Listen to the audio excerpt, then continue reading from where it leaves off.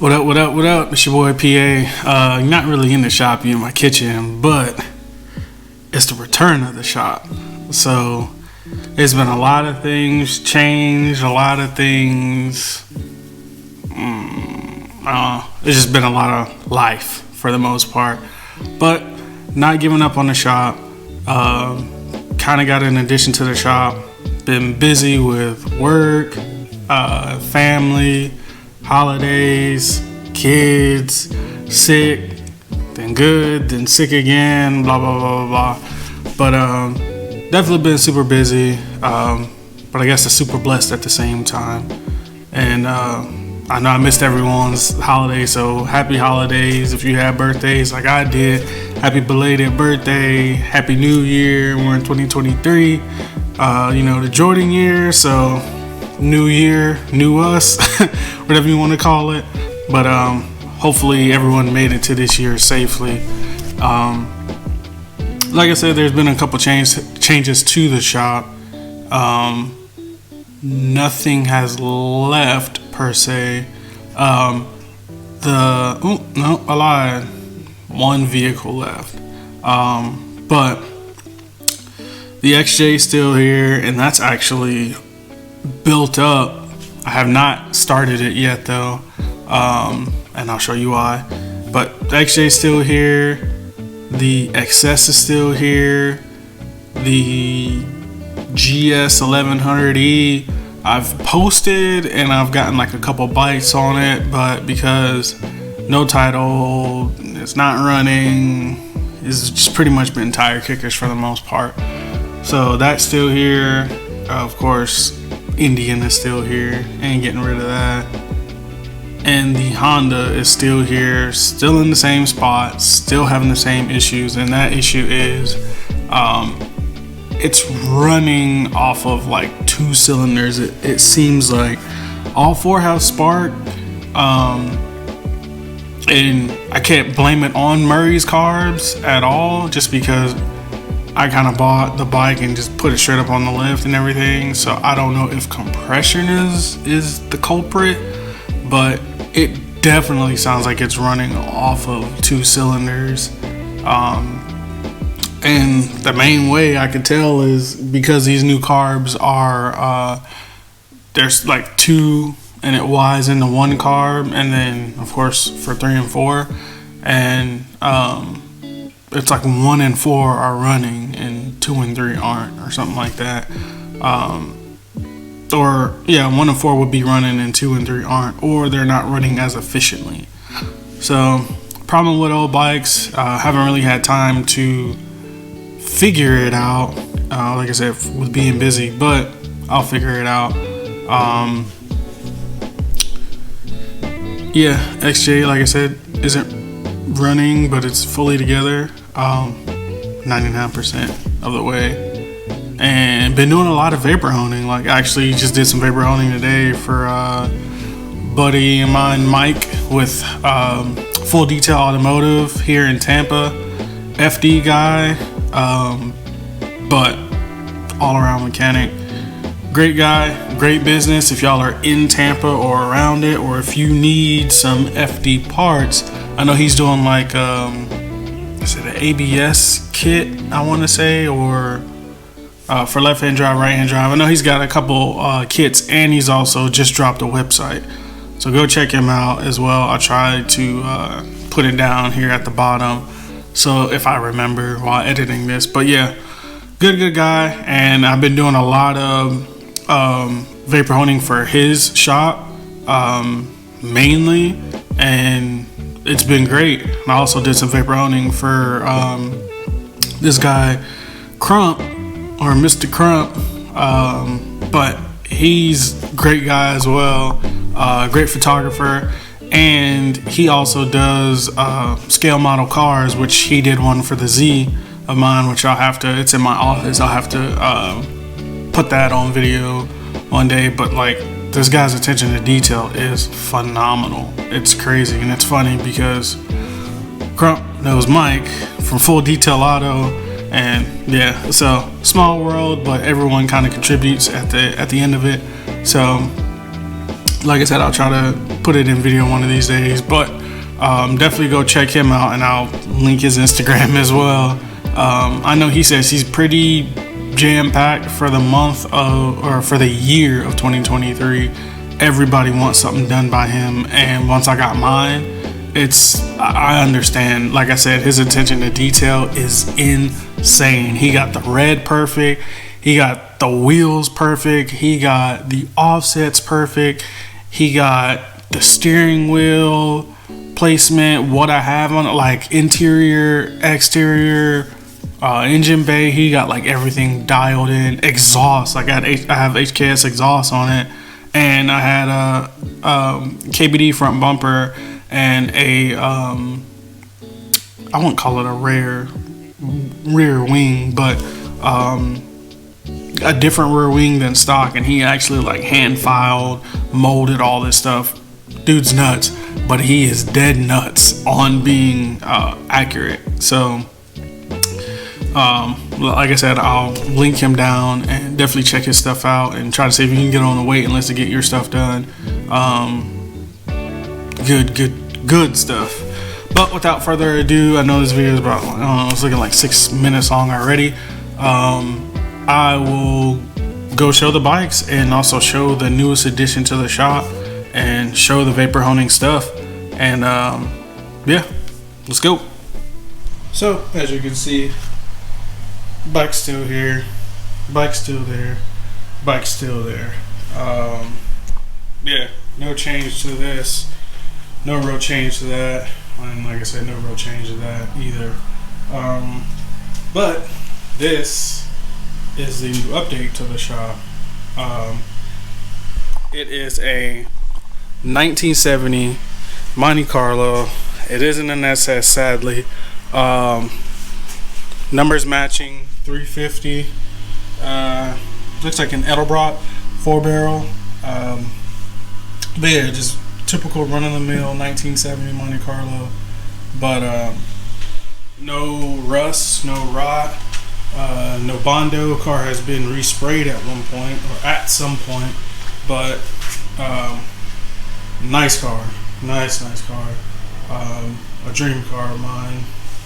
And yeah, so this is the newest edition, and of course I've barely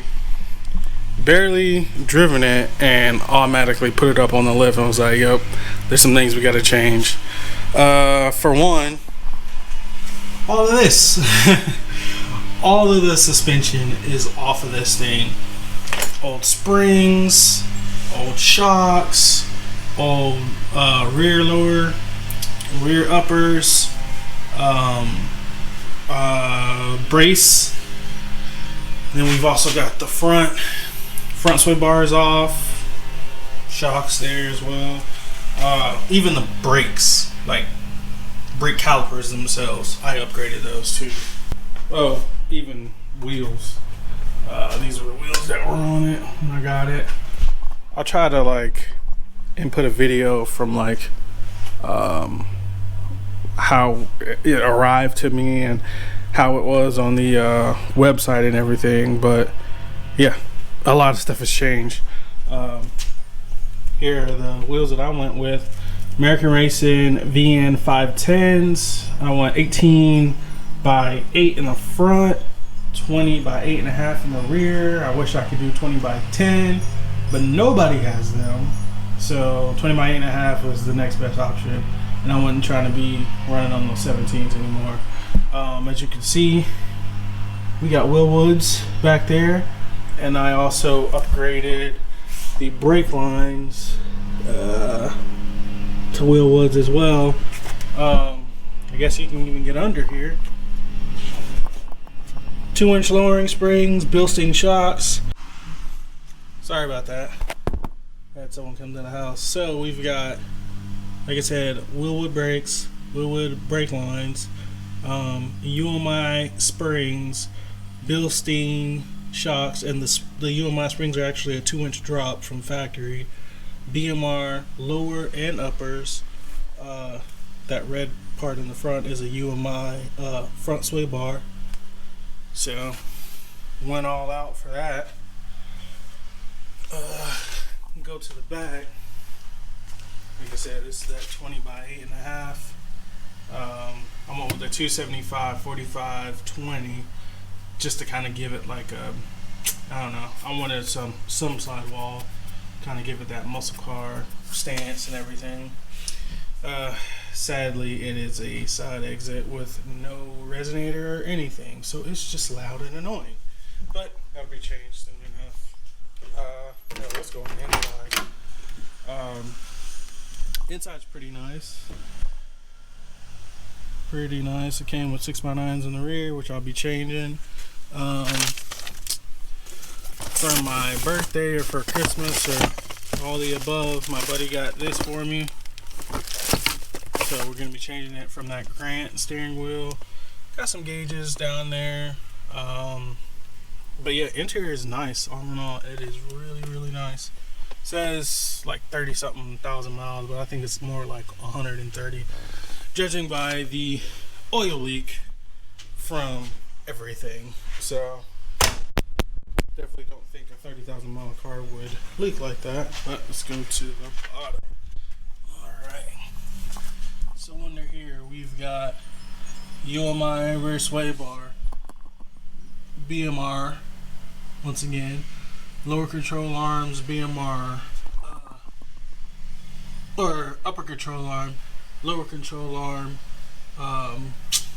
lower control arm brace, and Bilstein shocks once again, and UMI 2-inch lowering springs in the rear. This whole rear end, well, besides that, that rear end itself, but everything from a suspension standpoint is brand new underneath this thing. It has yet to touch the floor. So, and here we go. Here we've got the XJ back together. This thing has been getting done kind of on the side, been losing been missing pieces, and dealing with a lot of crap with this. So it's kind of been sort of on the back burner, but I hand polished the bucket. All the powder coat stuff is there. Of course, the seat wouldn't look like that, but there we go. Seat, we got white walls, they're still blue. Got everything kind of temp wired, and yeah, this thing's ready to fire up. Besides, something is going on with the clutch cable. Had to get a new master cylinder, so I just got that in recently. So gotta plumb all that stuff. But yeah, she's leaking oil, and that sucks. So I got to figure out what to do about that as far as the leaking part, and it's literally coming from the oil pan. So don't know what to do about that. That kind of, I'm not gonna lie, it kind of just made me mad and kind of made me want to step back from this thing. So, but I gotta complete it. I gotta see it through. This thing's beautiful. Everyone that sees it loves it. So I gotta get back on board with that. Did some forward controls from I can't remember the company, and then I've kind of had to modify it and make it my own. But here's the clutch side. So that's all done. Got some steel braided brake lines for the front, so that's a big upgrade there as well. Went with that light plays bad, but here's the rear tail light. Got some sleek turn signals, and just got to rewire it. Rewire those things. But I mean, other than that, it's good to go. And then last but not least, here's some stuff we've been vapor honing. Been coming out great. Been fun to do. It's been nice to do. Some things he's given me have been a real challenge, but it's been fun for sure. I mean, something like this where you're not supposed to get into where the fuel think injectors are. This is for rotary. So trying to hone your honing skills and learn how to get in there and all this other stuff.